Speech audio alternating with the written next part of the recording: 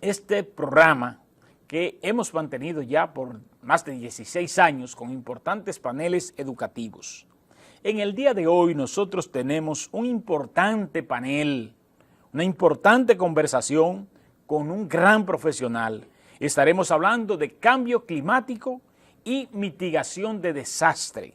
Y hemos invitado a nuestro experto, licenciado Víctor Almanzar. Buenos días y bienvenido, caballero. Buenos días, Wilson, y buenos días a la gran teleaudiencia que te sigue. Yo sé que son muchos los que nos siguen, pero con un invitado como usted, yo sé que atrae mucha gente. Vamos a hablar sobre el cambio climático. Nosotros vamos a comenzar con el fenómeno del niño. ¿Cómo podemos definir ese fenómeno? Mire, el fenómeno del niño, se llama el niño porque surgió, no que surgió, lo identificaron por primera vez en la época de Navidad, en esta época, y le denominaron el niño, que no fue más que empezaron a determinar que hubo un calentamiento de las aguas del Pacífico, sobre todo por la costa de Chile, del Pacífico.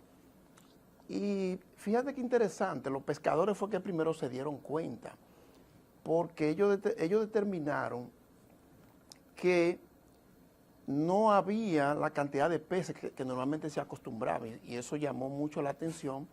Entonces se determinó, cuando empiezan las indagaciones, que se estaba produciendo un calentamiento en esa zona. Entonces empezaron a ver por qué el calentamiento. Entonces el calentamiento viene precisamente por toda esta distorsión del clima, lo que nosotros llamamos en los cambios climáticos, donde se empezaron a producir calentamiento en puntos específicos del planeta que eran anormal. Y también enfriamiento, que es lo que le llamamos entonces la niña. Porque la diferencia entre el niño y la niña era cuando se daba el fenómeno de un calentamiento anormal en unos puntos, pero también se daba un enfriamiento, o sea, la temperatura descendía de manera anormal. Entonces de ahí el niño y la niña. Ahora, ¿qué significa eso? Yo siempre lo pongo de manera muy sencilla, y es lo siguiente. El flujo de los vientos lo determinan la baja y alta temperatura, o la alta y baja presión, como le dicen, pero eso no es más que temperatura. Por ejemplo, cuando hay puntos con alta temperatura, hacia allá fluyen los vientos. O sea, los vientos siempre se mueven de donde está más frío a donde está más caliente.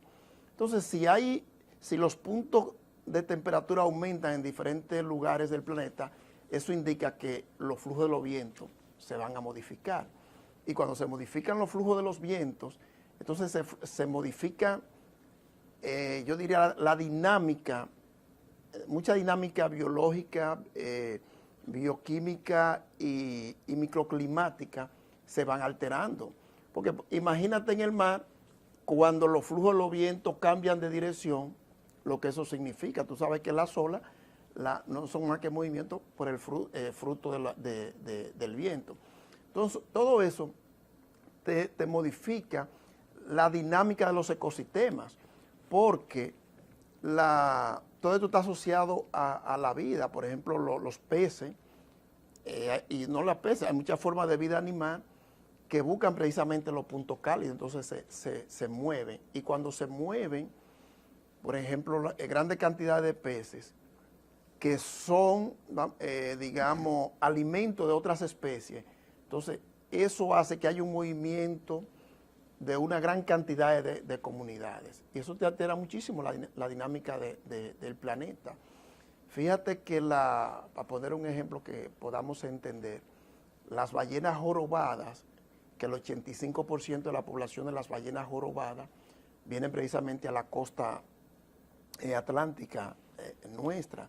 ¿Y qué vienen? Precisamente buscando temperatura agradable, esta temperatura cálida para la reproducción. Y vienen a reproducirse aquí el 85% de las ballenas jorobadas del mundo.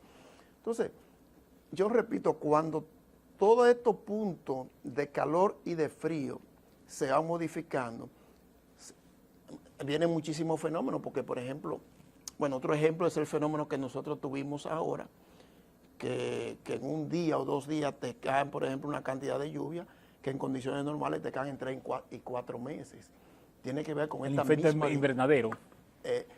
Bueno, porque el efecto invernadero es un fenómeno, aunque el niño es un fenómeno localizado en punto específico, el efecto invernadero ya es un fenómeno ya más globalizado de un calentamiento vamos a decir, de la Tierra por la cantidad, el volumen de los gases de efecto invernadero que se incorporan a la atmósfera. Los productores saben que el calor ayuda a acelerar los procesos de germinación y de producción de la planta y por eso construyen invernaderos que no es más que Aclimatar. Sí, aclimatar. O sea, cuando tú tienes un espacio que tú lo cubres, por un lado tú tienes un control, tú tienes un espacio regulado en cuanto a control fitosanitario, pero también tu temperatura se aumenta.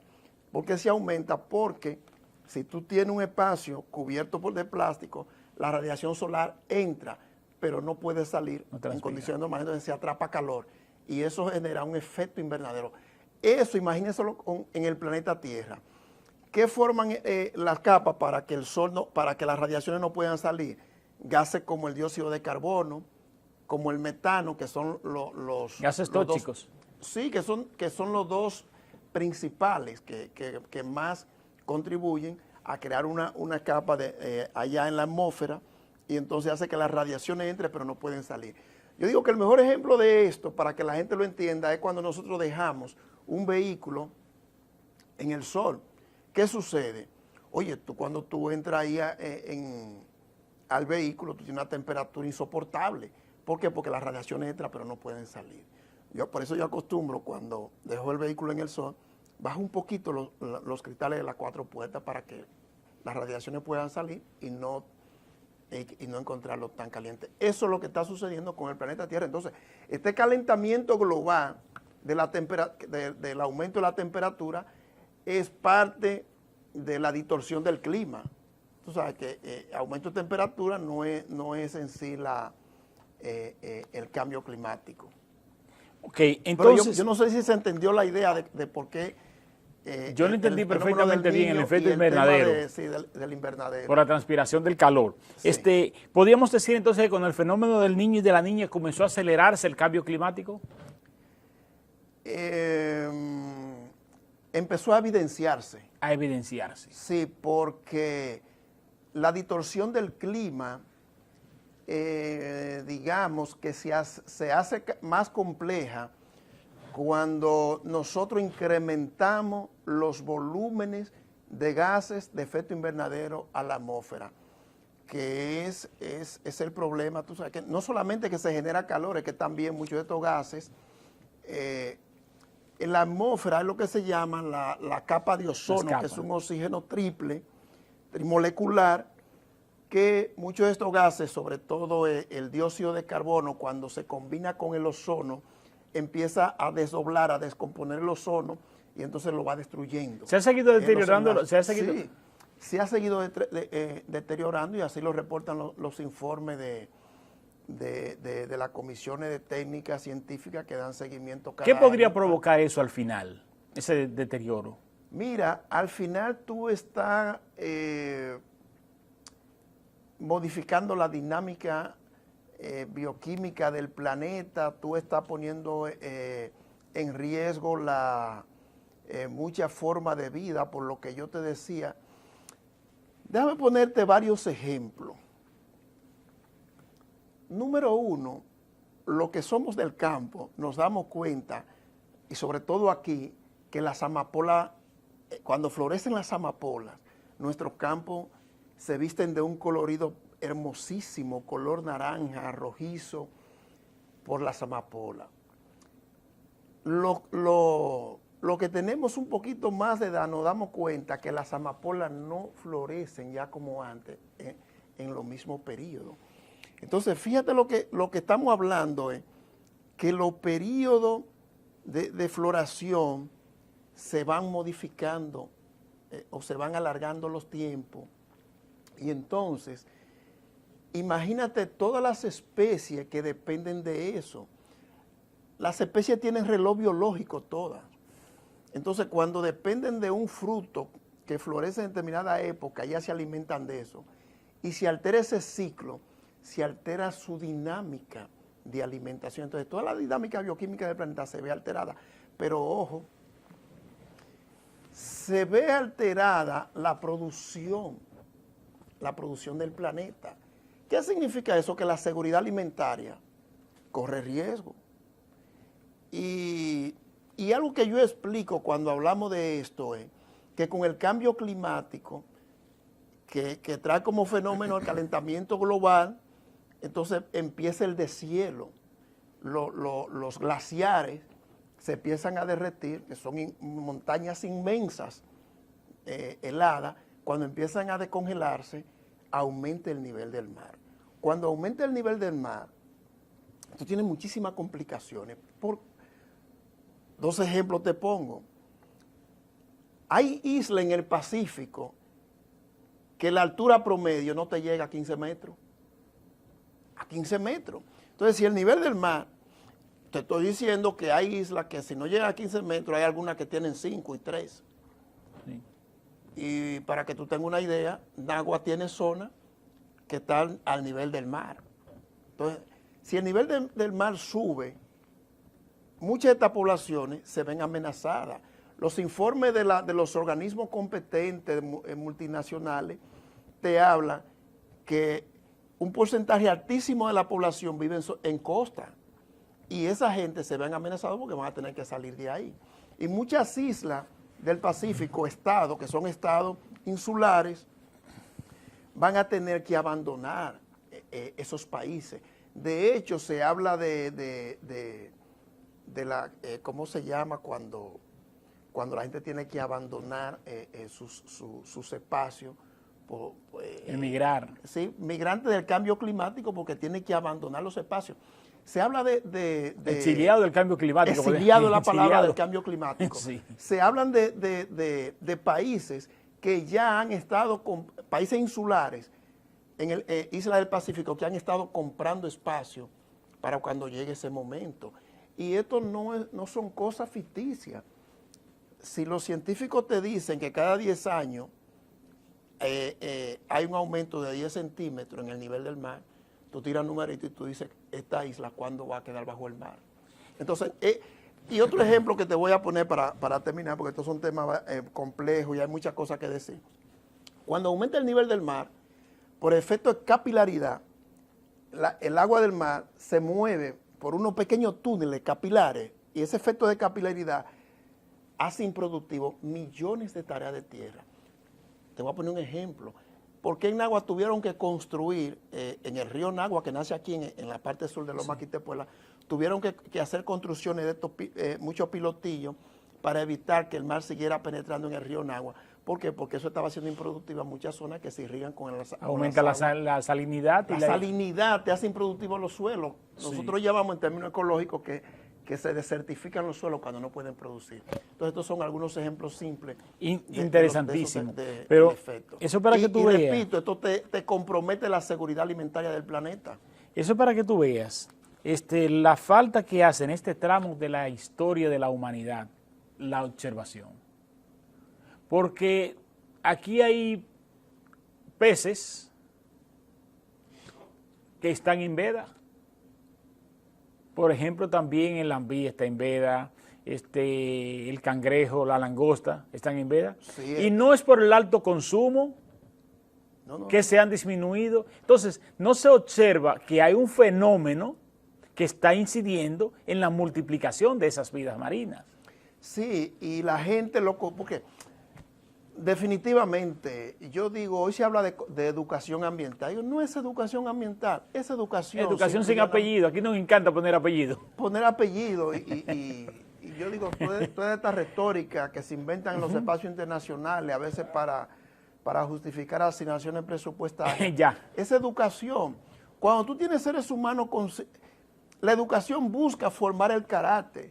La educación busca rescatar la condición humana. Si eso no se logra, Esos son simples procesos informativos de alienación. Entonces la educación busca en esencia rescatar la parte humana y espiritual, rescatar lo que nosotros somos.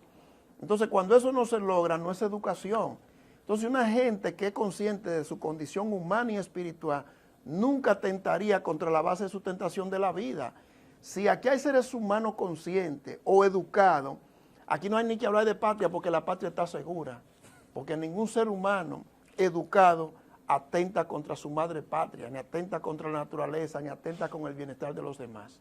Eso es así. Es educación. Eso es así, educación sin apellido, porque aquí nos Sin encanta apellido. ponerle esos apellidos, pero eso es para trabajar por indicadores Sí, y ganarnos un espacio en los indicadores internacionales con cotejo y conseguir unos fonditos.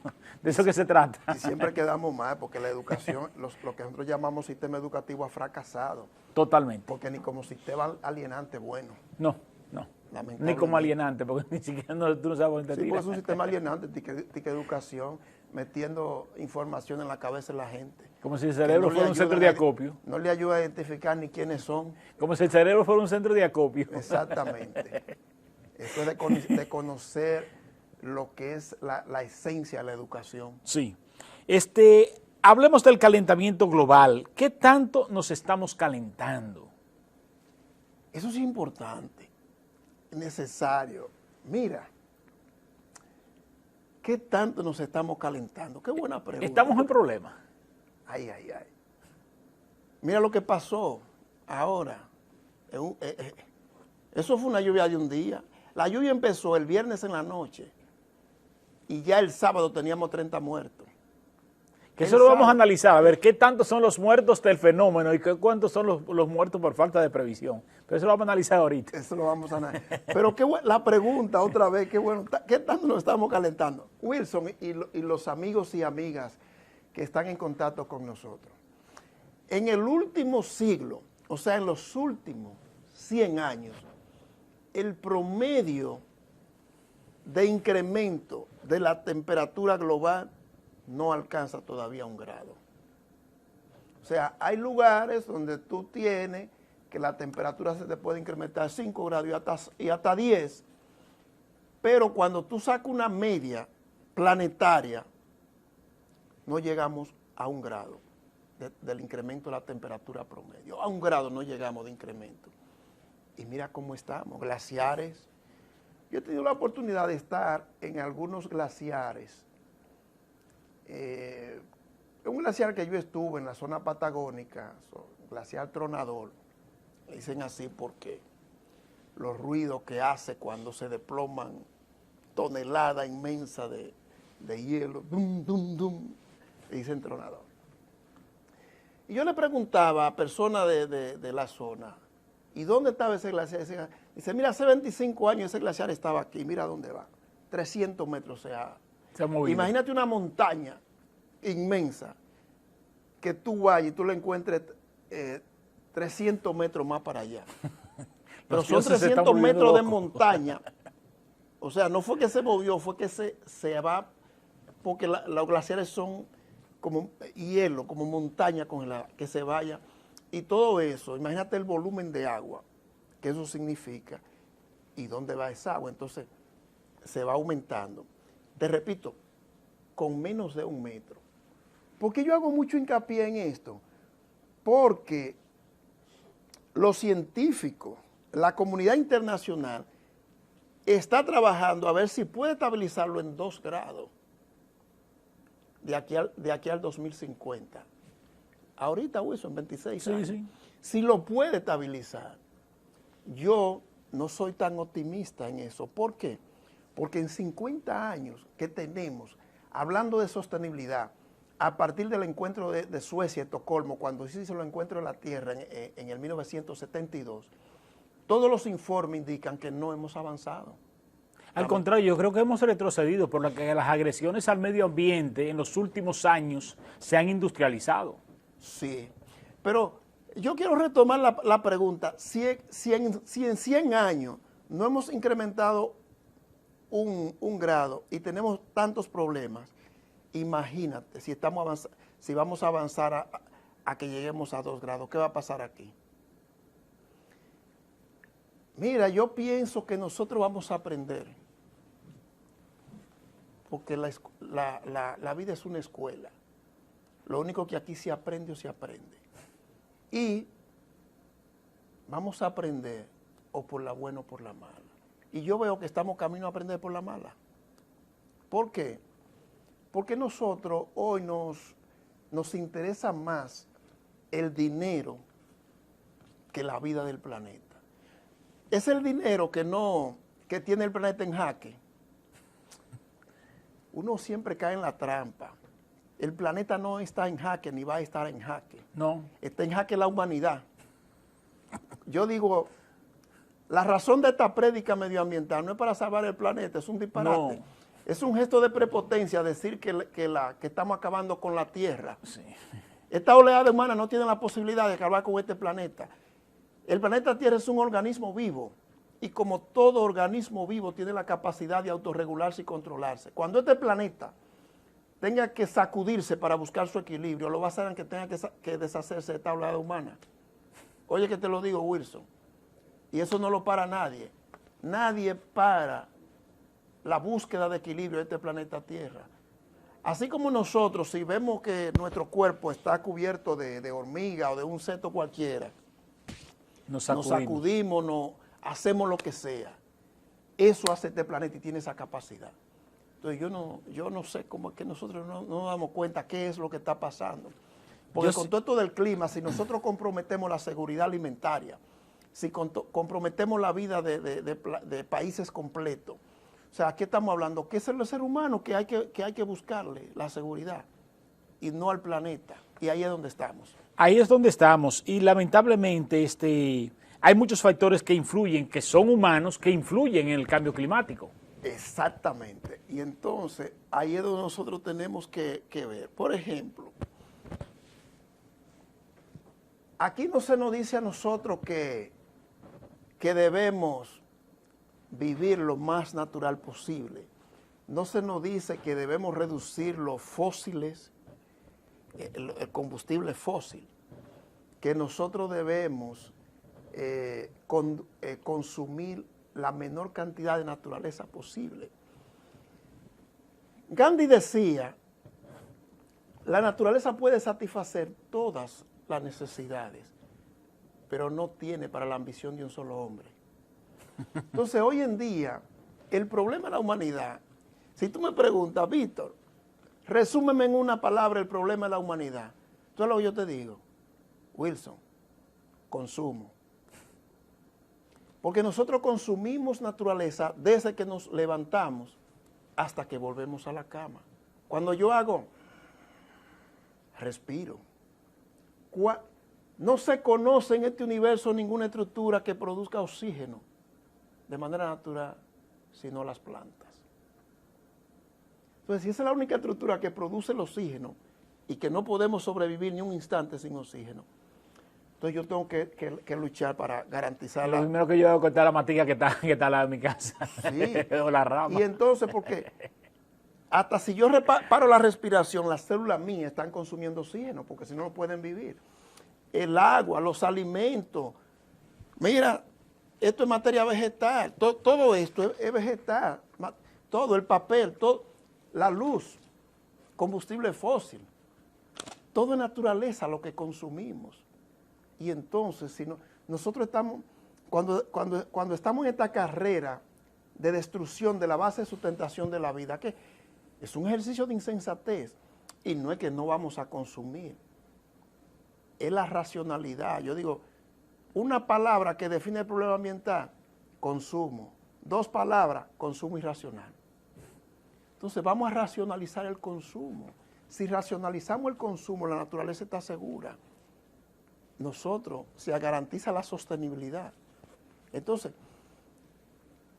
todo este consumo desmedido, irracional, el consumo hoy en día es lo que le llaman huella ecológica. ¿Qué es la huella ecológica? El consumo de naturaleza que hace cada ser humano. ¿Cómo lo miden? Lo miden por hectárea, por año, por persona. Nosotros consumimos promedio 2 hectáreas por año O sea, una hectárea son 10.000 metros cuadrados, nosotros consumimos 10.000 metros cuadrados por persona cada año. Eso es nosotros que vivimos en un país tercermundista, que cuando uno mide, por ejemplo, si es la educación la que mide el nivel de desarrollo, nosotros somos octavomundistas. Sí. Si la educación es que mide el desarrollo. Entonces, países como del tercer mundo, del primer mundo, como le llaman, Estados Unidos, Inglaterra, Francia, etcétera, ¿cuánto consumen? 5 hectáreas. O sea, 50.000 metros cuadrados por naturaleza. Se dice que si los 7.000 millones de personas fuéramos países del primer mundo, nosotros necesitaríamos 2 planetas, que uno no es suficiente, porque consumen más recursos de la cuenta. Entonces, no estamos comiendo el planeta. Sí, Y yo vi un lo que reporte. no lo podemos comer, lo estamos destruyendo y botando. Yo vi un reporte en días pasados que nosotros éramos el segundo país del área del Caribe en producción de basura, de desechos sólidos. Wilson, mira, yo he tenido la oportunidad de estar en la mayoría de los países de Centroamérica, Norte y Suramérica. Y oye, yo estaba hace un par de semanas en México, y eso es increíble. México, un país con que la capital tiene 3 veces la población de la isla. Y tú no ves un papelito por ningún lado. Yo no vi en Colombia, en Medellín, yo no vi un solo No, papelito en el Colombia, suelo. ni en Medellín. Tú vas a Bogotá y eso es... Y tú vas... Oye, yo te digo, más basura que aquí, cuando tú vas a Haití, porque es un estado fallido. Sí, en Haití que tú vas y donde quiera hay un vertedero. A mi hijo le impactó cuando venía en el avión, que venía llegando, ver la gran cantidad del cúmulo de basura que habían en los mares en la República Dominicana. Tú viste, Wilson, y los amigos que nos siguen, lo que se evidenció en alguna zona, el volumen de basura Sí. Que déjame decirte que mucho de la crisis que vivimos yo digo, estos fueron 24 horas de lluvia, es porque los registros Los invernales. totalmente tapados, llenos de basura. ¿Por qué? Porque lo hacen para desagüe, pero cuando tú lo ocupas con volumen de basura, ¿qué va a hacer? Le impide la circulación del Impide agua. la circulación y entonces tú ves brotando el agua, inundan la calle y entonces ahí viene la crisis. Entonces, los problemas los genera la inconsciencia del ser humano. Ahí es donde nosotros Lo estamos. potencializa, porque Lo potencializa. los fenómenos naturales siempre han existido, los ciclones, los Sí. terremotos, los maremotos, siempre han existido como parte de la propia naturaleza que, como tú dices, sacude sus propias energías y las llevan. Sí, mira un caso, yo digo, estos fenómenos donde cae más agua de la cuenta, la poca educación nuestra, el comportamiento irracional, potencializa los daños. Pero es lo mismo, si hay sequía, no atender las cuencas, no darle atención a las cuencas donde se captan las aguas, entonces la sequía se torna todavía, se potencializa, porque si las cuencas hidrográficas están en condiciones saludables, están reforestadas y hay un manejo y un ordenamiento, o sea, no nos afecta tanto la sequía porque el agua sigue fluyendo. Hay una mitigación. Porque por efecto de condensación se sigue produciendo agua.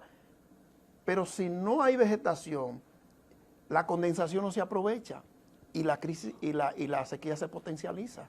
Todo esto tiene que ver con el comportamiento humano. Se habla de que el cambio climático, una de las cosas que más lo impactan es precisamente el alto consumo de plásticos. ¿En qué se está en la transformación de esa materia? Cada vez que tú me haces una pregunta como esta, Wilson, yo lo que pienso es en dinero, en la economía.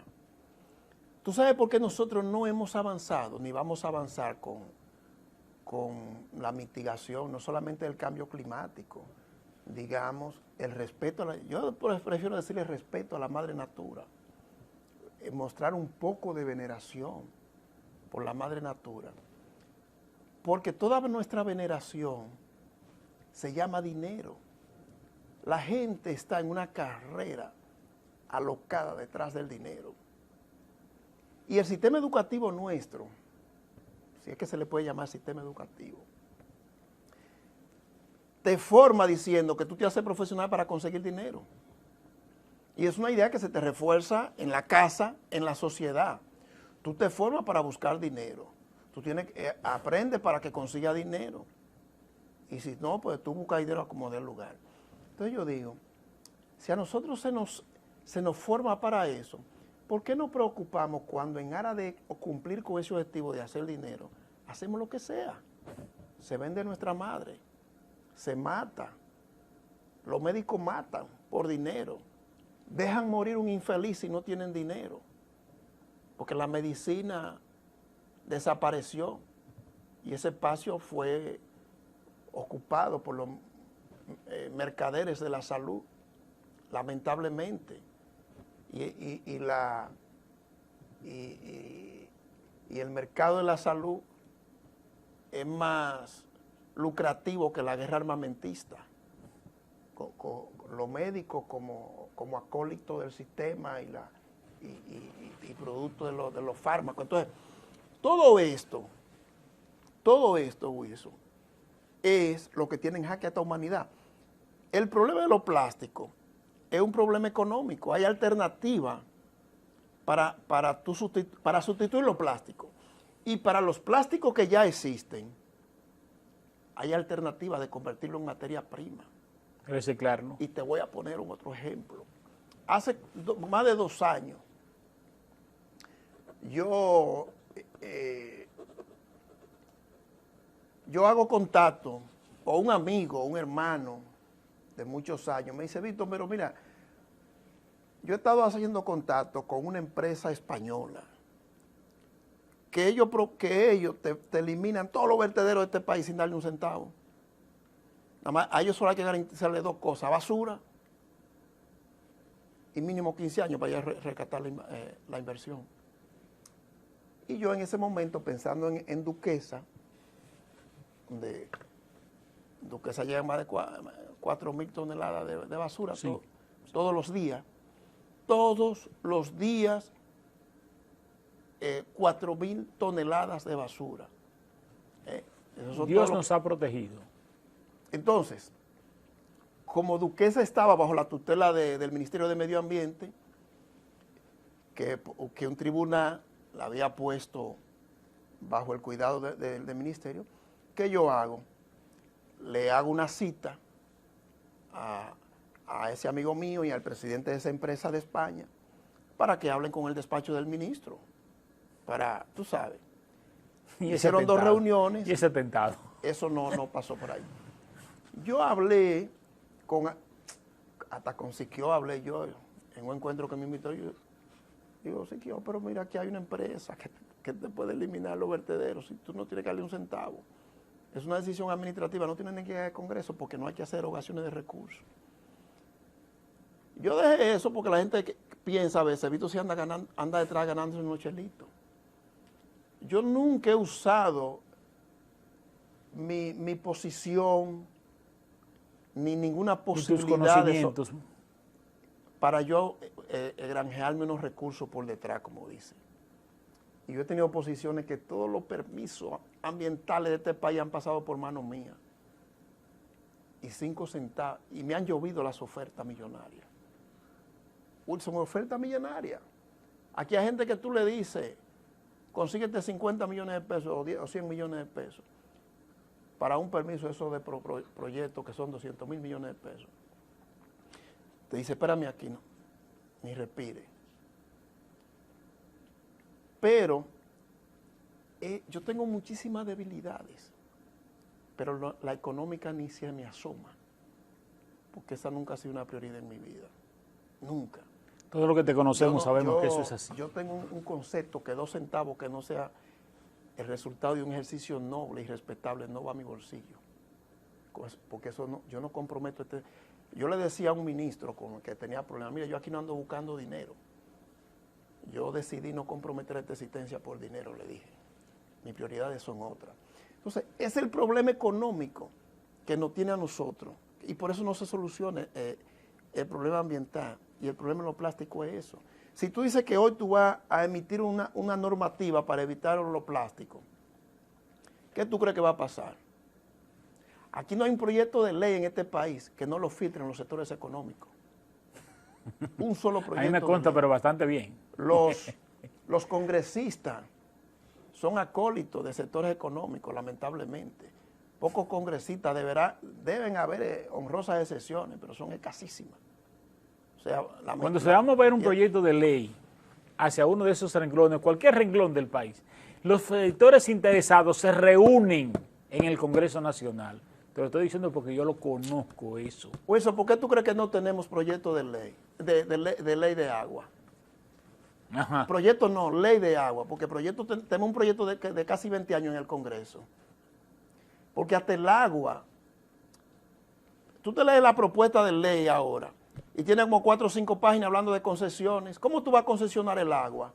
No el agua, no el cauce por donde corre el agua. Por eso te decía, la industrialización. Y no solamente concesionándola como objeto de ¿cómo que se llama? De garantía financiera. Oye, ¿cómo es posible que tú le puedas entregar los ríos a un empresario y que lo pueda usar como una garantía ante un tercero, como una garantía económica? Eso es soberano, eso es soberano, eso es del pueblo. La ley no, la Constitución de la República dice que es un bien público, claro, inembargable, imprescriptible, o sea, eso no se puede tocar. Entonces son leyes, aquí se hacen leyes que violan, aquí hay 8.000 leyes que violan la Constitución. Los congresistas lo saben, pero la miseria humana, porque es lo que te digo, la educación, lo forman para que consigan dinero. La educación nuestra convierte al ser humano en un miserable que corre detrás del dinero. Sin embargo, el dinero no le quita la miseria. No, porque en otros tiempos te decía, por ejemplo, la industrialización del crimen contra la naturaleza. Antes la amenaza nuestra era un campesino que con su visión conuquista, con una hacha, depredaba una zona X para sembrar su cultivo. La subsistencia. La subsistencia humana, podríamos decirlo así. Pero ya hoy, por ejemplo, son granceras, son grandes aserraderos, son grandes explotadores, es decir, se ha industrializado. Entonces, ¿qué se está haciendo en contra de esa industria? Sabiendo que el mal se está potencializando. Wilson, y nosotros tenemos normativa. Aquí hay un exceso de normativa. No, pero no, si por normativa fuera. Aquí hay normativa para todo. Para todo tenemos normativa. Y te digo, cuando cualquier proyecto de este país requiere un permiso del Ministerio de Medio Ambiente, pero no es por un permiso per se, es que si tú vas a hacer un proyecto hotelero, por ejemplo, el objetivo del permiso, repito, no es el permiso per se, el objetivo del permiso es, primero, de ver si es viable. Si no es viable, porque a ti se te dan lo que se llama unos términos de referencia. Y tú debes cumplir con esos términos de referencia para hacer un estudio donde se describa el proyecto, los impactos, la zona, todo. Y ese estudio llega al ministerio y el ministerio lo evalúa. Dice, pero ven acá, aquí hay especies que pueden desaparecer con este proyecto. Este proyecto, para hacerlo, tiene que secar zonas, humedales que están protegidos. Y además este proyecto no se puede dar. Ahora, hay situaciones que dicen, sí, este proyecto se puede dar, pero tiene que hacer tales y tales mitigaciones. O proyectos, por ejemplo, una vez a nosotros nos llegaban proyectos cuando yo estaba en el ministerio, que otros le decían, no, esto es un proyecto de 2.000 habitaciones, no. Lo más que se pueda, que la zona permite son 500 o 200. Nosotros podemos aprobar 300, bajo tales y tales y tales condiciones. Esa es la finalidad del permiso, mitigar el impacto, reducirlo y hacer un plan de fase, de 3 o 4 años, con un plan operativo anual que el ministerio esté supervisando. Ese es el objetivo del permiso. ¿Y lo hace el ministerio, ese plan de seguimiento? no lo hace, porque no tiene ni los recursos para eso. Yo le decía a los últimos 6 ministros y a este que está aquí, a Miki, que es un técnico, muy buen técnico excelente, yo le decía en una reunión, mira, Sarah Hatton, te voy a decir algo que se lo he dicho se lo dije a Orlando, se lo dije a Esteve, a Domínguez Brito, a todos los ministros que yo desde que desde Moya Ponga fue el primer ministro. Sí. Yo le he dicho, este ministerio no tiene la posibilidad de enfrentar los problemas ambientales porque no tiene los recursos, la logística. La única posibilidad que yo veo es que haga una estructura de gobernanza amplia a nivel nacional con los alcaldes, empresarios, grupos sociales, etcétera. Que ese poder municipal aquí se ha subestimado, pero ese poder municipal para las políticas públicas debiese inclusive fortalecerse. Es que si no hay estructura de gobernanza, no hay democracia. Exactamente. Pero dándome la expresión, un pendejo que tome decisión por 10 millones de gente, eso es dictadura. Es una dictadura. Aunque sea electo. Aunque sea electo, una dictadura enmascarada. Pues ¿cómo es posible que tú vas a convertir en ley un proyecto que va a afectar 10 millones de gente y tú no hagas un plebiscito? Pero ¿de qué jodida democracia que estamos hablando? Y una ingenuidad del carajo cuando yo veo gente... Ingenuidad. Pero cuando yo veo gente pensando que un gobierno de turno, que este sí es bueno y que este va... No, hombre, coño, ¿y dónde que está la...? ¿Dónde... A este ¿Qué es lo que pasó yo me recuerdo de un dicho Vedanta que dice, cuando la degradación anda cerca, el discernimiento anda lejos. Yo veo ausente el discernimiento en nuestra sociedad. Cuando yo veo gente alabando todos estos circos y todos estos shows, Wilson, y no una posición partidaria, porque yo... Es deprimente. Yo le he dicho, yo no dudo que no esté en un partido inscrito, porque aquí hasta los muertos lo inscriben. Yo no dudo que yo no esté inscrito en un partido, pero yo nunca he estado comprometido ni inscrito conscientemente en ningún partido político, ni lo estaré. Porque yo trabajé en el ministerio y yo le dije, mire, mi línea de propiedad es la siguiente, mi conciencia como expresión del bien.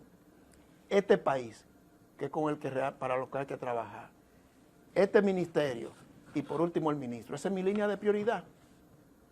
Porque yo creo en la institución. En la institucionalidad, lamentablemente claro, aquí entonces, la institucionalidad no existe. Aquí no hay instituciones, Will. No, aquí hay un nombre y un apellido. Un nombre y un apellido, y hacen lo que le da la gana, violentando las normas de las instituciones. La participación es un mandato constitucional, y todas las leyes que se hacen aquí tienen un capítulo de participación, y todos los acuerdos internacionales.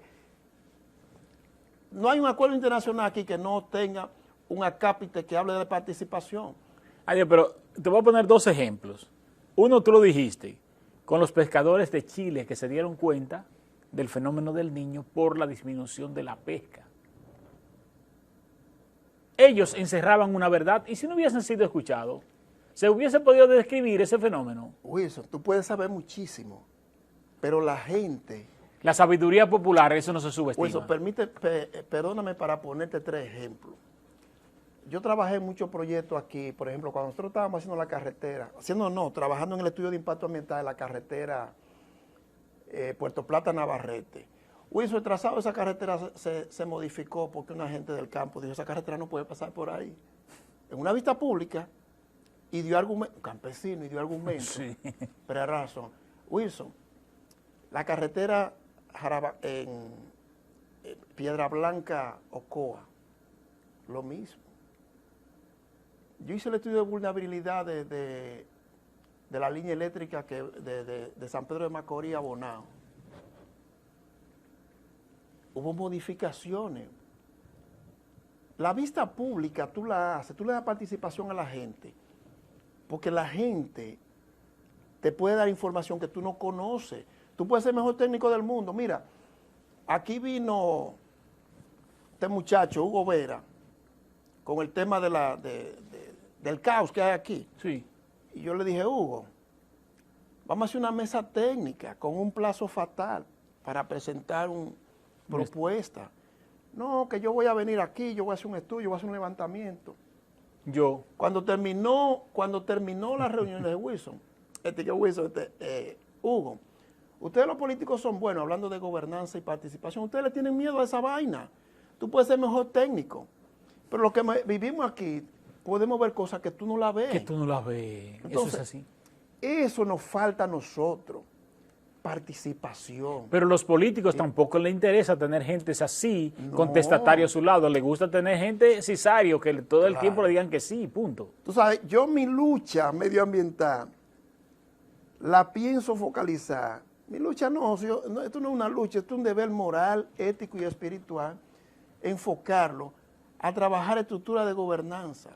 El ministerio no va a hacer nada en este país, no porque no quiera, porque tiene técnicos buenísimos, pero no tiene. Las políticas. No tiene las políticas ni la logística para hacer nada. Hasta que aquí no se creen estructuras de gobernanza, aquí ni democracia habrá. Mira que te lo digo yo. Mira, yo tengo la experiencia muy pequeña de el 98, cuando trabajaba en la Comisión Barrial junto con Fátima. Nosotros implementábamos eso del diagnóstico participativo. Y ahí en Santa Ana se inundaba siempre, la zona de aquí arriba, del Ingeniero. Había una inundación con una cañada. Y eso se corrigió. ¿Y la respuesta quién la tenía? La gente que ahí vivía. Ellos mismos trabajaron en la construcción de lo que había que hacer, el canal que había que hacer, y se solucionó el problema para siempre. Sí, ¿Tú no has escuchado? Yo nací en Joyalala. Exactamente. Y me crié Entonces, ahí. se acabó la inundación con la idea de la gente, con escuchar a la gente, pero lamentablemente, aquí los faraones del poder se enquistan allá arriba con sus intereses, en el mundo de sus intereses, y no ven que aquí abajo existe una verdad que debe ser escuchada. Vámonos a la pausa, te pedimos un permisito porque nos quedan grandes temas aquí que debatir, porque nosotros tenemos que analizar el fondo, lo que es la previsión en la República Dominicana. 16 años ya, paneles tras paneles, más de 650. Tú has participado en unos cuantos, ¿verdad, Víctor? Así es. Adelante, Víctor. Bueno, tenemos aquí en este programa del Poder de la Información con el amigo Wilson, hemos estado hablando de cambio climático y tenemos el privilegio de contar con Luis Carvajal, que estará también compartiendo unos minutos con nosotros. Luis es uno de los técnicos más conocidos aquí a nivel nacional, pero no está de más algunas notas sobre Luis. Luis Carvajal es biólogo, estudió en la Universidad Máximo Gorki de Rusia, donde también hizo maestría en ciencia biológica, en fisiología y bioquímica de las plantas. Luis tiene estudio de ingeniería genética y biotecnología de la planta, tiene especialidad en biotecnología en el CATIE, Costa Rica, en la Universidad de Las Villas en Cuba, también está capacitado en metodología de la extensión, fijación biológica de nitrógeno, biología celular, ingeniería genética, actualización en biología ambiental, métodos y técnicas para el trabajo comunitario, y está de más decir que Luis es un experto en evaluación ambiental. Es profesor de la Escuela de Biología de la Universidad Autónoma de Santo Domingo, también impartió cátedra en la universidad, en la Pontificia Universidad Católica Madre y Maestra. Luis es el coordinador de la Comisión Ambiental de la UAS, también es parte de la Comisión Ambiental de la Academia de Ciencias y también representa o es parte de varios grupos en la región a nivel de América Latina. De manera que para nosotros es un placer tener a nuestro amigo Luis Carvajal aquí compartiendo en este programa con Wilson en el Poder de la Información, que es uno de los programas con más rating aquí en la región, y sobre todo en este tema sobre cambio climático. Así es que vamos a dar los buenos días y la bienvenida a Luis Carvajal, una universidad andante del conocimiento, de la ciencia. Es el, como yo digo, el buque insignia Sí, señor. dominicano. Sí, señor. Buenos días, bienvenido y un placer tenerte en la vía Skype, que me gustaría que fuese aquí en nuestro set, pero ya en las próximas coordinaremos. Buenos días, no, para mí un placer. No se te escucha. Allá directo en San Francisco, así que la próxima yo también espero que sea presencial. A mí me gusta cuando me presentan a una persona que yo me gustaría conocer que le dan una serie de atributos y le construyen un currículum paísísimo. Pero en realidad, creo que lo más importante es que soy parte de un esfuerzo nacional de mucha gente, de muchas organizaciones sociales distribuidas en todo el territorio, que está preocupado por lo que está pasando en el medio ambiente. Y sobre todo, está preocupado porque si el pasado ha sido terrible y el presente nos amenaza, las predicciones para un futuro son realmente de carácter catastrófico, son distópicas, como se quiere decir, es decir, lo que se presenta cuando se habla, por ejemplo, del cambio climático. Para nuestro país, lo dicen nuestros documentos oficiales, es que para el 2050 nosotros tendremos un 15 o 17% menos del agua, pero ya en el presente hay un déficit hídrico significativo, del cual siempre me gusta recordar en las épocas de inundaciones, porque el momento para pensar en la sequía es cuando tenemos estas grandes aguadas que hacen que el agua que debe distribuirse de manera equitativa a lo largo del año se concentre en 2 o 3 días, causa un enorme daño y haga que no sea posible aprovechar el agua y contribuye de alguna manera a ese profundo déficit hídrico que es la gran amenaza para la República Dominicana. El debate reciente alrededor del río Masacre o Dajabón, como lo queramos llamar, es una evidencia. Estamos peleando por 1.5 metros cúbicos de agua, mucho menos de lo que se deteriora con cuestiones de la Belfort, o mucho menos de lo que se desperdicia del propio río Masacre por un mal manejo de los sistemas de riego, y mucho menos la que se menoscaba por los niveles de contaminación que tiene este río. Pero la tendencia de ese río, que tiene una demanda que es 6 veces su caudal real, la inmensa mayoría del tiempo, es que sigue disminuyendo el caudal y sigue incrementándose la demanda. Consecuentemente, el presente, el pasado, pero sobre todo el futuro, para nosotros son realmente poco alentadores, y eso obliga a que la ciudadanía se organice y actúe. Ciertamente, el asunto de la irrigación aquí es un asunto que debemos ponerle mucha atención, y la de la protección de nuestras cuencas. Hay una parte que a nosotros nos interesa bastante tocar con Luis y contigo mismo, Víctor, es esta parte que tiene que ver con los disturbios de los últimos tiempos en la República Dominicana, con este último fenómeno, y con el otro que se cumplió apenas un año, que fueron los dos grandes fenómenos de las aguas acumuladas. Nos interesaría escuchar la opinión de Luis al respecto. Mira, estos disturbios no constituyen un fenómeno nuevo ni extraño, contrario a lo que cree mucha gente. Para esta época del año, noviembre, diciembre, cuando queda mucha energía todavía contenida en las aguas del Caribe y del Atlántico, se suelen formar estos disturbios, tormentas, huracanes, en la parte central del mar Caribe, y la ruta no es la ruta tradicional del este hacia el oeste, oeste, o sea, noroeste, sino al revés.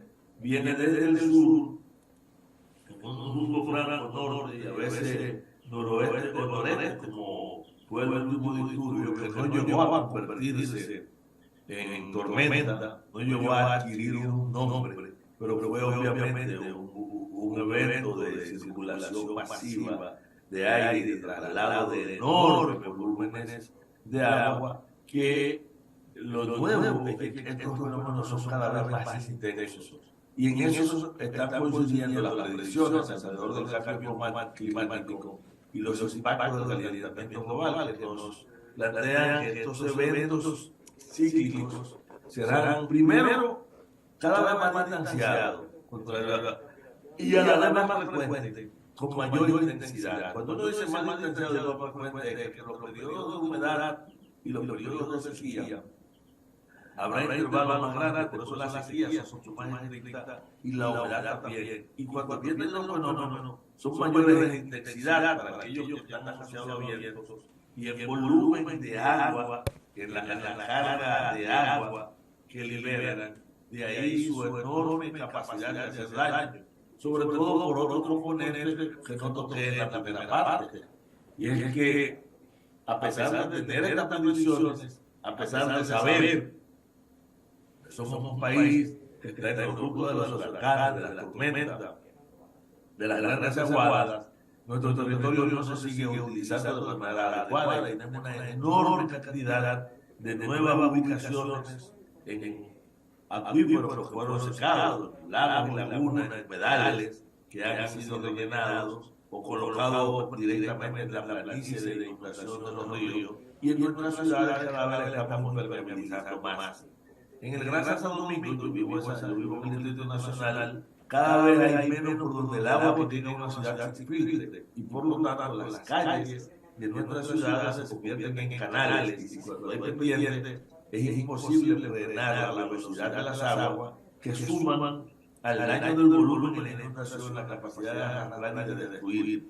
Por lo tanto, el cambio climático del que se habla tanto, lo que quiere decir es que esos parámetros climáticos que oscilan entre un valor y otro, nosotros, mira, en diciembre la temperatura puede estar entre 18 y 24, 25, 30 grados, pero o en la temperatura promedio estatal o la pluviometría promedio estatal, esos eventos que en realidad oscilan en casa que sea mucho mayor extremo. Ahora los fríos son mucho más fríos y los calores son mucho más intensos. Y en los últimos 6 decenios, o sea, cada 10 años, el periodo anterior fue menos caliente que el nuevo, es decir, cada decenio se viene calentando. Pero los últimos 7 años, cada año bajó récord con relación al anterior. Este año rompió récord con relación al año pasado, que había roto récord con relación al año pasado. Y esto puede estar marcando una tendencia. Ningún evento individual, tanto evento individual, se explica por un fenómeno estadístico como el clima, porque los parámetros del clima son valores de promedio o medianos para largos periodos de tiempo. Y al igual el hecho de que salga un número en la lotería o de que se dé un fenómeno que estadísticamente es previsible, está validado, se valida en el evento, las tendencias respectivas sí. Y lo que estamos teniendo es esto. Miren, en el caso de la plena de Cesubí, para aproximarnos un poco a la región de ustedes, suele inundarse por una elevación de las aguas freáticas cuando hay grandes eventos de lluvia en la cordillera central y coinciden, tanto en la cordillera central como en la vertiente de los Haitises, que drena hacia allá, como en la parte de la sierra de Yamasá, que drena esa zona, se tienen eventos de agua. Esto ocurre con un promedio de cada 8 o 9 años. Se ha espaciado, pero la última vez, y probablemente en la próxima, el nivel de elevación freático y la inundación, como se llama, de abajo hacia arriba, para esa zona que se espera será mucho mayor. Y por lo tanto, su capacidad de impactar a la zona es mucho mayor también. Y eso está ocurriendo con los vientos. Fíjense que después de un periodo largo de huracanes, se aparecieron 3 huracanes de categoría 5 y 2 categoría 4. Eso no había ocurrido en la memoria de los meteorólogos durante muchísimo tiempo. Y este año, por ejemplo, algo que se esperaba como una pequeña tormenta, en un periodo de 9 horas, se convirtió en un huracán mayor, altamente destructivo en México. Y la misma lluvia que cayó aquí, que se esperaba, se sabía, todas las proyecciones te metían entre 650 y como mucho 200 milímetros. Ya en las últimas horas las proyecciones lo llevaron a los 250 y al final hay puntos en los que cayeron por encima de los 200 milímetros. Hola amigos, bienvenidos. ¿Eso qué quiere decir? Que las alteraciones están cambiando el patrón. Y para esto hay que prepararse. Y hay que prepararse tomando política pública, organizando a la sociedad, haciendo que los sectores productivos y tomen las decisiones y que las comunidades entiendan y se educan alrededor del fenómeno. Los fenómenos naturales son imposibles de controlar, ¿verdad? Cuando viene un ciclón, viene un terremoto, llega porque llega. Ahora, el impacto que causa, ¿qué nos está pasando a nosotros? ¿Por qué nos dan tan duro estos fenómenos? 30 muertos, con un aguacero. Una sociedad que ya ha sido damnificada, porque nosotros tenemos grandes poblaciones que están en condiciones extremadamente frágiles, cuya vulnerabilidad es extrema porque la pobreza los empuja hacia las áreas marginales, o porque la ambición desmedida, y eso ocurre mucho en las grandes ciudades, está ocurriendo en San Francisco de Macorís, ha ocurrido en la capital, y es que se ocupan terrenos inundables o las bermas y las llanuras de inundación de los ríos para construcción, y no para construcción incluso de viviendas marginales, porque usted entiende cuando la falta de recursos, usted puede decir el terreno de menor valor y el terreno de menor valor inmobiliario es el más frágil y el más amenazado. Pero a veces, aquí por ejemplo, en los humedales del río Jaina, bajo de Jaina, se han construido casas de clase media que están por encima de los 8, 9 hasta 12 millones de pesos su construcción. Y cuando llueve, como ocurrió ahora, usted no le ve el techo durante varios días. Y es natural porque están en la zona hacia donde drenan los excesos de agua, y eso lo sabían los constructores y debió haberlo controlado el Estado Dominicano. Es igual, por suerte no hemos tenido, pero el día que tengamos un gran sismo, no, el culpable de muchas viviendas colapsan no se les exige, porque no hay un seguimiento de la norma de construcción, no hay un ordenamiento del territorio que te impida hacer determinadas cosas donde están las fallas geológicas. Igualito que ustedes tienen comunidades completas a orillas del río, en la misma zona de Jaya, que la parte que atraviesa el pueblo, tenemos zonas altamente sensibles a inundación. Y a pesar de que cada vez que viene un evento de más de 150 milímetros, tenemos las grandes inundaciones en el Bajo Yuna, el hecho de que haya poblados completos que queden totalmente bajo agua, pues dice que hay que cambiar la política del territorio y que hay que prever, que no podemos esperar para la urgencia. El asistencialismo de urgencia, estas reacciones en las que los estados participan, que son necesarias después de la catástrofe, sería mucho más eficiente si fue tener que entender la catástrofe y invirtiéramos recursos en prevenir esos impactos. Nosotros no vamos a evitar los huracanes ni vamos a evitar los terremotos, pero podemos disminuir la fragilidad social, eso es lo que corresponde. Pero además, hay comunidades aquí donde la gente sabe que cuando te va, si se anunciaron 150 milímetros, la última vez que eso pasó, el agua llegó a tal altura en la pared.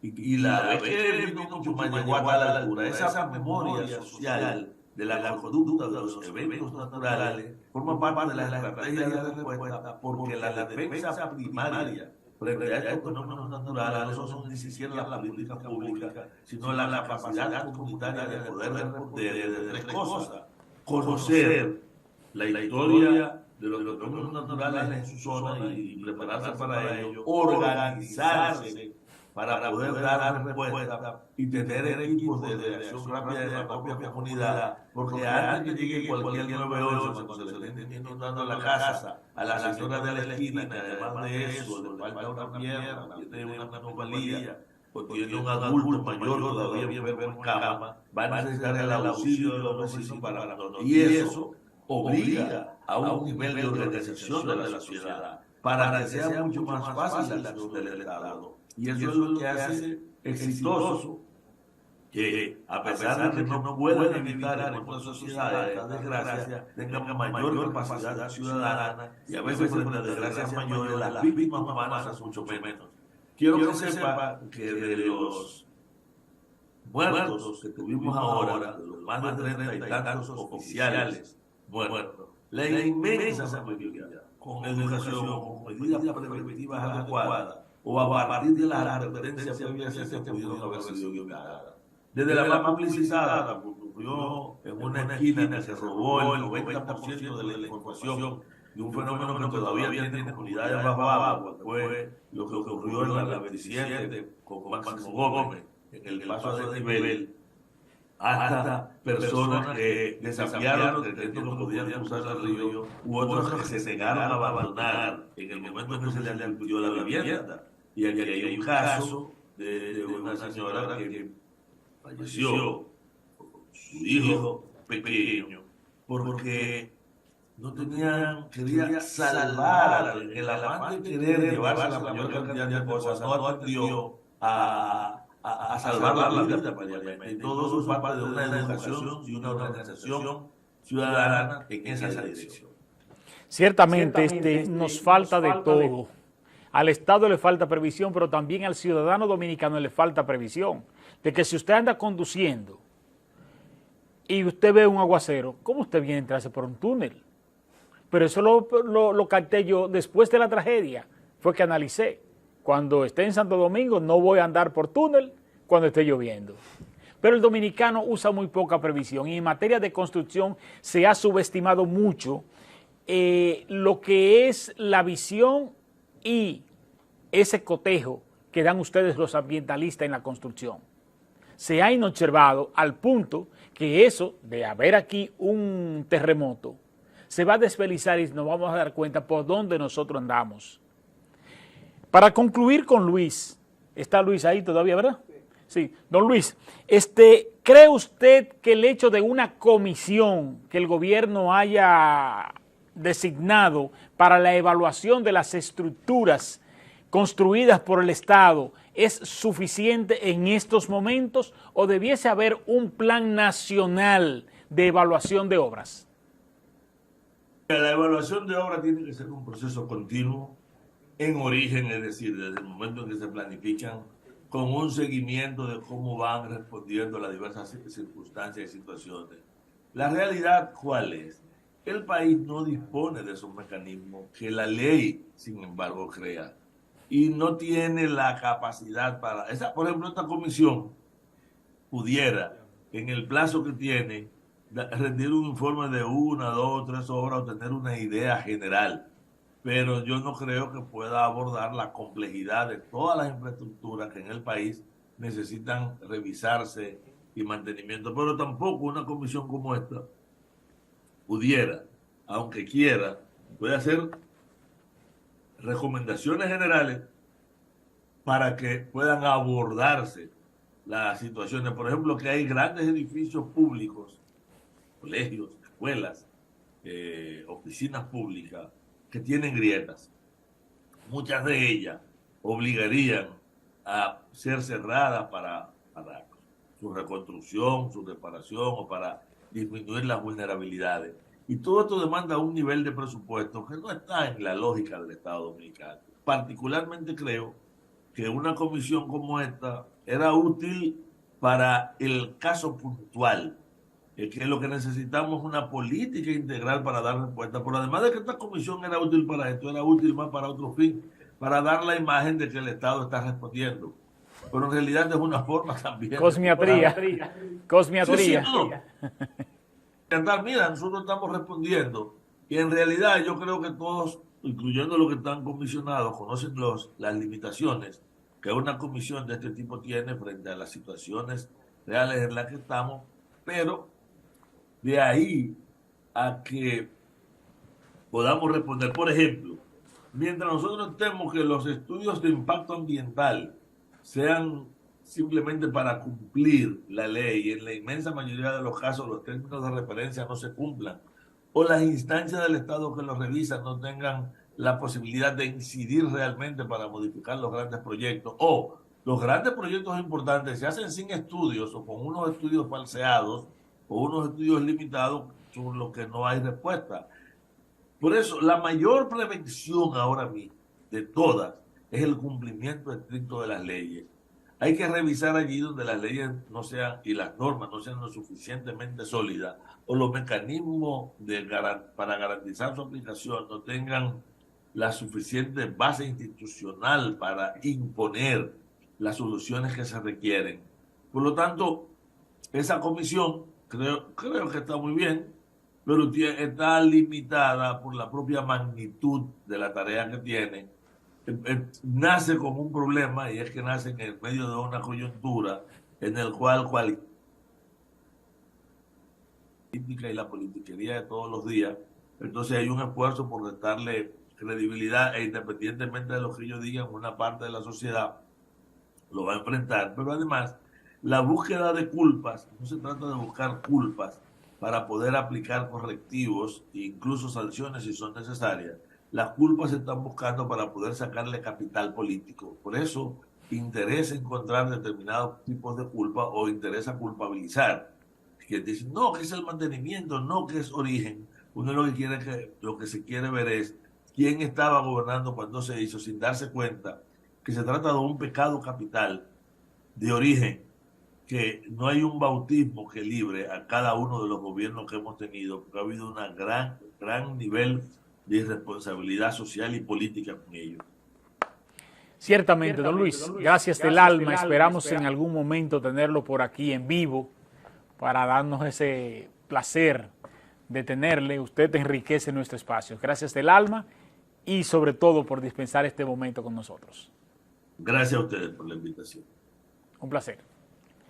Ciertamente, todos coincidimos en la previsión.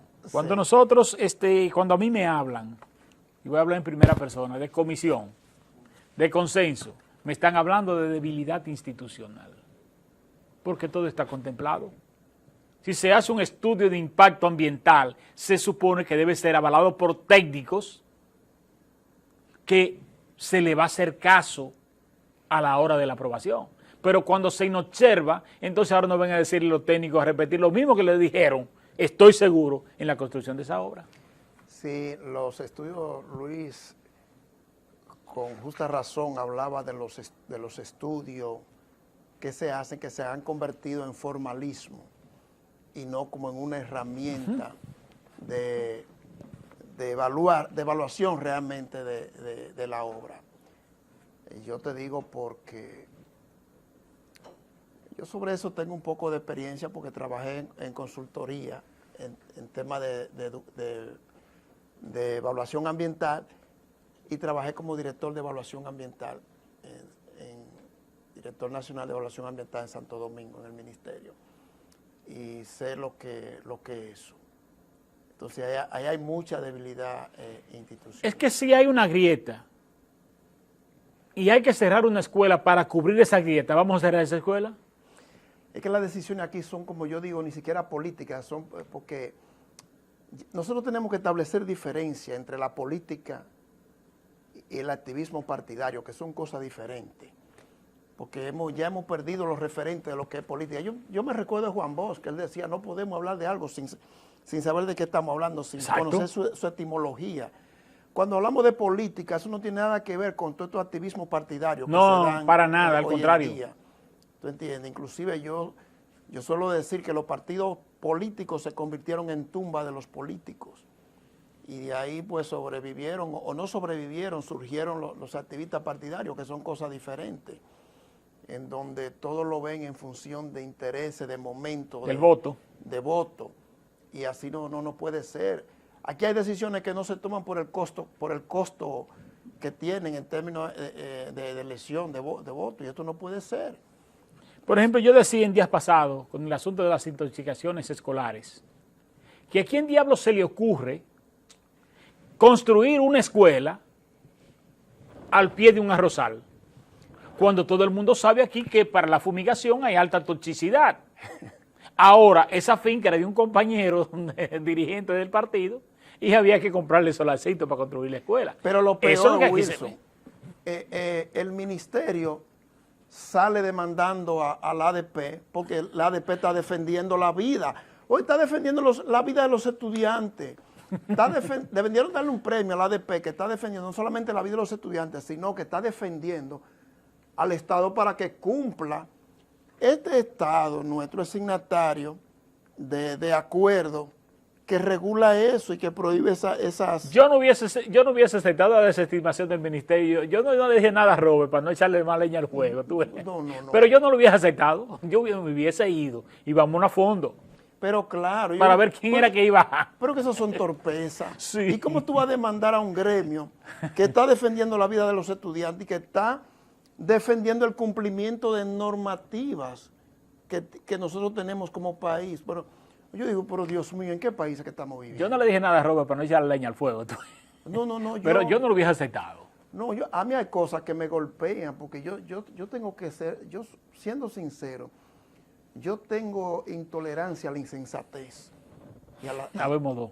Sí, sí, sí. Cuando yo voto esa cosa, eso agrede el sentido común, la inteligencia. Pero bueno. No dice, los dioses se están volviendo locos. Sí, sí, aquella película. Aquella película. Sí, sí, que no tiene nada que ver, pero... Y eso literalmente, los dioses han enloquecido porque se han olvidado de su origen. Aquí también se ha utilizado lo que es la comunicación y la calidad de la información. En un país donde conocemos que es un clima tropical, un clima indica que no es estable, y no tenemos organismos, si bien es cierto, calificados y personas muy calificadas, pero la oportunidad de la información ha quedado a un lado. Por ejemplo, nosotros tuvimos un fenómeno unos meses atrás, de un ciclón que iba a pasar directamente por República Dominicana. Pasó y no pasó nada. Llovió menos que ahora. Llovió menos que ahora. Entonces, eso le resta calidad a la información posterior, porque la gente piensa, así dijeron los otros días y no pasó nada. Sí. A mí me llamó la atención, Wilson, porque yo decía, me perdonan, pero ellos que están adivinando. Sí. En el mapa que se promovió y que se compartió con la población, estaban en rojo las provincias del suroeste, porque era por donde iba a fluir el fenómeno. Sin embargo, el viernes y el sábado, cuando estaban ocurriendo todos los desastres y los aguaceros, es que vienen a poner en rojo casi toda la provincia del país. Yo digo, pero no es posible, ya cayó todo el volumen de agua que iba a caer, pasó todo lo que iba a pasar, y en medio de eso es que vienen a establecer que todas las provincias del Cibao están en alerta roja. Yo digo, pero ¿cómo es posible? Es una burla a la sociedad. Eso es una burla, por eso te dije la opinión oportuna, la información oportuna. Pero también te hablé del fenómeno anterior, hace unos meses, no recuerdo el nombre, que iba a pasar por aquí, o que pasó por aquí, atravesó la isla, Sí. y no se vieron ninguno de los trastornos. Entonces, Y se declaró asoció, inclusive por decreto. exactamente, Hasta no laborable. hasta no laborable. Entonces, ahí se asoció a un fenómeno político que estaba sucediendo en ese instante y se le quería quitar apreciación. Eso es lo que el morbo comenta. Pero, ¿qué me llama la atención? Que los organismos internacionales de meteorología no tenían en el nivel de alerta, no coincidía el nivel de alerta con el nivel de alerta de República Dominicana. Dominicana estaba por encima en el nivel de alerta en ese fenómeno. Sí, ciertamente. Y en eso yo creo que nos falta mucho porque... Despolitizar el Sí. departamento del COE. Sí, que es muy obvio, nada más hay que ver la Ok. declaración. Solo hay que ver. Oye, a mí me sorprendió que Sí. declaraciones partidarias y personalizadas, Sí. que no debió hacerlo, no solamente como organismo de socorro, ni siquiera como militar. Un militar de alto rango dando ese tipo de declaraciones, yo no... Porque pues, lo haga Como infantil. que lo haga un compañerito, tú sabes, De la base. del partido, un compañerito de la base. Sí. Amén. Entonces nosotros somos muy folclóricos, Wilson.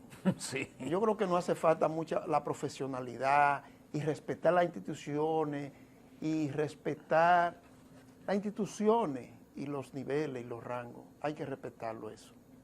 A mí me Porque da esa pena falta de credibilidad que hay en estos momentos en el COE, con personas muy profesionales y competentes, eso. Claro, porque donde está Gloria Ceballos, sí.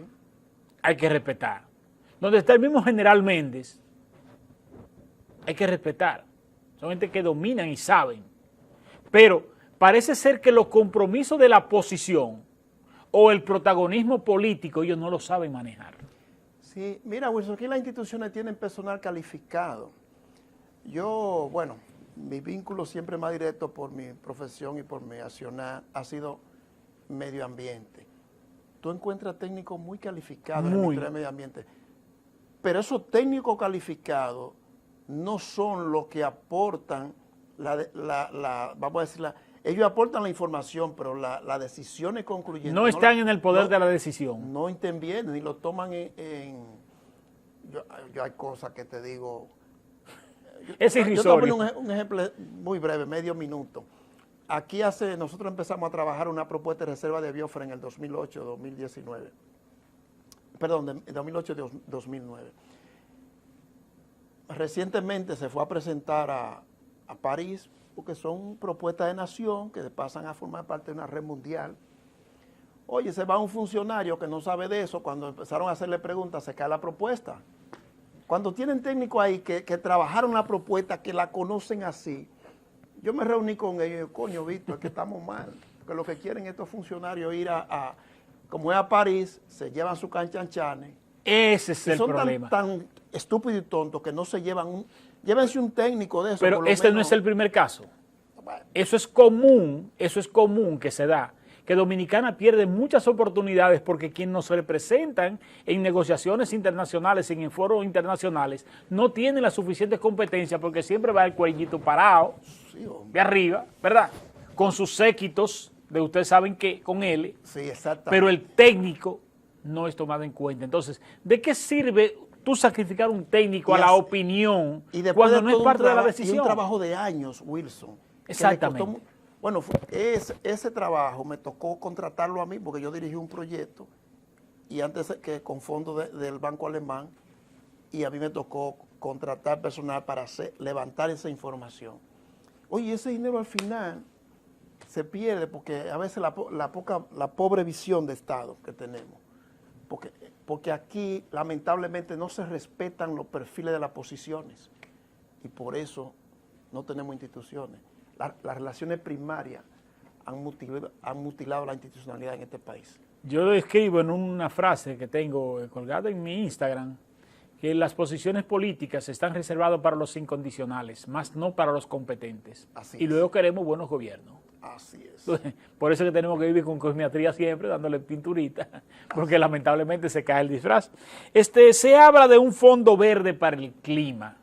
Dominicana es signatario de esta actividad. Mira, no solamente eso, aquí se especializan fondos para la mitigación del cambio climático, sin embargo, tú no ves en la cumbre de París de 2015, ¿tú sabes cuánto se hablaba por año? De 100 mil millones de dólares por año. Tú dices, ¿dónde está ese dinero? Porque República Dominicana está en los países, de los 10 países, de los 200 y pico de países, estamos entre los 10 países más vulnerables del mundo. Somos un estado insular, o sea, estado insular que nos hace a nosotros mucho más vulnerables a ese estado. Y tú dices, ¿y dónde están las inversiones para ubicarnos aquí en la República Dominicana? ¿Tú sabes qué es lo que pasa? Que la mayoría de esos fondos se van en trámite burocrático. Tú no tienes idea, Wilson, y los amigos que nos escuchan y nos están viendo, lo difícil que es y los protocolos para tú accesar a esos recursos que especializan. Y tampoco la gente tiene idea de los costos altísimos que tienen los protocolos, que al final terminan quedándose con ¿cómo se llaman? Los consultores internacionales, terminan quedándose con ese dinero. Lo que deberían es flexibilizarle países como eso. Digo, miren, este es un país altamente vulnerable. Nosotros somos un país altamente vulnerable. Wilson, 30 y pico de muertes en un aguacero. En un aguacero, sí. De un día, fue un día. Eso empezó el viernes en la noche. Eso debiese darnos vergüenza. Entonces yo digo, como países sociedad y como los país. nuestros deberían asignársele una partida de recursos bajo condiciones, bajo una estructura, porque tampoco es, o sea, mira, Es que, mira, tienen miedo de ponerse la mano a los gobiernos para que no politicen ese tipo de inversiones Sí, también. pero aquí uno de los principales factores, y vuelvo y caigo, es en la previsión. Es decir, si bien es cierto que nosotros estamos en una ruta de los huracanes, estamos en un país con alto riesgo, una insular, todo eso es cierto. Pero las previsiones, por ejemplo, te voy a poner un ejemplo, donde yo lo baso, en las carreteras. Las carreteras de nuestro país son carreteras amigables, salvo Constanza, salvo las terrenas, ¿verdad? Si se quiere, la carretera internacional y la turística de aquí. Después no hay más carretera de riesgos. Más sin embargo, ¿cómo estamos a nivel de accidente? por la falta de previsión. Es decir, la falta de conciencia y la falta de educación, que es lo que no se quiere entender en esta sociedad, o estos gobiernos no quieren entender, la falta de educación, es lo que a nosotros nos tiene jodido. Porque en un país que les pase eso mismo, no hubiese habido los muertos, ni hubiesen sido muertos por esos conceptos que fueron aquí. Ciertamente. Wilson, aquí me dijo yo trabajé con un alemán que representaba, yo dirigía un proyecto del Banco Alemán de Reconstrucción en la cuenca del río Yaque del Norte. Y este alemán que ha trabajado en los 5 continentes, me dijo, Víctor, cuando yo llegué aquí, yo dije, este es un país del primer mundo, porque la infraestructura vial de nosotros es una infraestructura de un país de primer mundo. ¿Y el parque automovilístico? Sí, pero ¿qué me dijo él? Víctor, me di cuenta después hablando con la gente. Es la gente, porque este es un país sin educación, Wilson. Sí. Aquí el concepto de educación ni se conoce. Oye, bien, ni se conoce. Oye, pero hay que ponerse a leer y saber en qué se fundamenta la educación. Nosotros somos analfabetos. Este es un país de analfabetos. Un bachiller de cualquier país del mundo suapea con un profesional aquí. Suapea. Entonces, lamentablemente, lo que tú dices es una realidad. No hace falta educación, no hace falta previsión a nosotros. Ya el tiempo se nos agota. ¿Cuáles son las recomendaciones técnicas que tú podrías darnos a esta sociedad que nos puntualicen para mitigar los fenómenos naturales, tanto como Estado como sociedad? Mira, yo pienso que nosotros necesitamos sensibilizarnos y expandir nuestra conciencia para entender el compromiso con la naturaleza. Nosotros tenemos que hacer un esfuerzo para reducir el consumo de naturaleza. Yo te decía que si tuviese que explicar en una sola palabra, yo te diría que es consumo. Es el consumo que nosotros debemos reducirlo. Y lo que yo doy en ese sentido como Estado, a nivel personal nosotros tenemos que empezar a reducir todo el consumo de electricidad, el consumo de vehículos, movernos más a pie, en bicicleta, todas estas pretensiones de nosotros querer. Aquí hay una ley de ordenamiento territorial que yo decía, para aplicar esa ley hay que matar a 100 gente, a ver si los otros cogen ejemplo. Porque aquí no hay forma de que tú sometas a la gente al cumplimiento y a uno anteponer sus intereses personales por el bienestar colectivo. Entonces, a nivel general, yo creo que tanto a nivel personal como a nivel de Estado, nosotros debemos hacer un esfuerzo para respetar la naturaleza, para consumir menos naturaleza. Yo te digo una cosa, tenemos que preguntarnos si realmente nosotros hemos reducido como Estado el consumo de energía. Preguntémonos eso, a ver si es verdad. Hoy en día nosotros tenemos más vehículos y vehículos que son de más consumo. Nosotros disponemos de tecnología para reducir el consumo de combustible fósil. Nosotros tenemos tecnología a la mano que nos salen hasta gratis para nosotros eliminar todos los vertederos de este país y no lo hacemos por intereses económicos. Nosotros tenemos la tecnología para nosotros hacer de este planeta un planeta vivible. Inclusive yo digo hasta los vehículos, ¿cómo se llaman? Eléctricos. Al final, ¿qué tú tienes que hacer para que funcione? Conectarlo de una fuente de energía fósil. Entonces yo digo, la moral en calzoncillo. Cuando tú analizas, no queremos tomar decisiones serias para nosotros salvar no este planeta, garantizar la sostenibilidad de esta oleada humana. Entonces, hasta que nosotros no entendamos que el compromiso no es... Nosotros no vinimos a este planeta a acumular dinero, vinimos a ser felices y a contribuir con el bienestar de los demás. Si entendemos eso, el planeta está asegurado, la vida de la humanidad y la felicidad. Pero mientras vivimos como miserables corriendo detrás del dinero, no hay posibilidad para nosotros hablar de conservación ambiental si no conservamos la condición humana.